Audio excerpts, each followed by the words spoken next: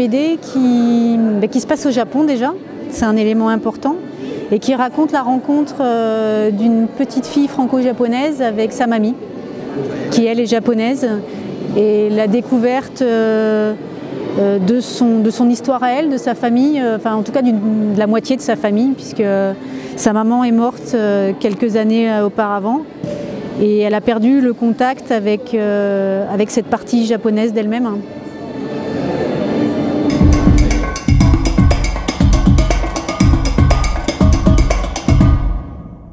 Alors, il y avait une première histoire qui était un récit plus autobiographique, qui était un petit peu la relation que j'avais eue avec ma grand-mère après le décès de mon grand-père. Mais c'était certainement trop personnel et c'est une histoire, voilà, c'était un synopsis que j'avais laissé dans cet état. Et puis je m'intéresse au Japon depuis déjà quelques années, tant au niveau de la littérature que du cinéma. Et j'ai fait un voyage au Japon et quand j'ai fait ce voyage, je me suis dit que c'était en fait l'écrin qu'il fallait à mon histoire. Et donc j'ai transposé cette histoire qui avait une part d'autobiographie, je l'ai transposée au Japon avec d'autres personnages et une autre vision. Parce que justement, au Japon, justement, il y a peut-être une autre façon d'aborder la mort et ça me permettait peut-être d'envisager cette histoire avec un côté plus positif que je l'avais envisagé au départ.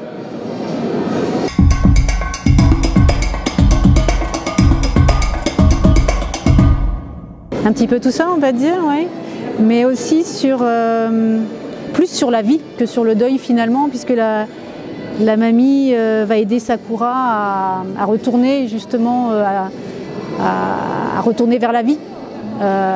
C'est aussi pour ça que ça s'appelle le printemps de Sakura, c'est une sorte de renaissance en fait, d'où l'importance là du titre.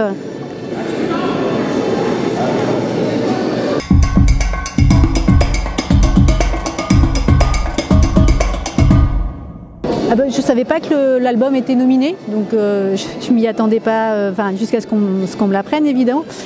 Non, je trouve que ça va bien à l'histoire, justement. Si on retient que le terme œcuménique, c'est un petit peu toutes les religions. Là, on se trouve au Japon, donc les Japonais pratiquent le bouddhisme, le shintoïsme, un peu de confucianisme, même si ce n'est pas une religion.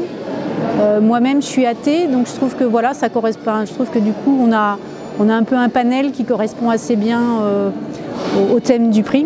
C'est des valeurs que transportent la plupart des religions, de toute façon, les valeurs que j'ai essayé de mettre en avant dans cet album sont des valeurs qui sont mises en avant par la plupart des religions au départ.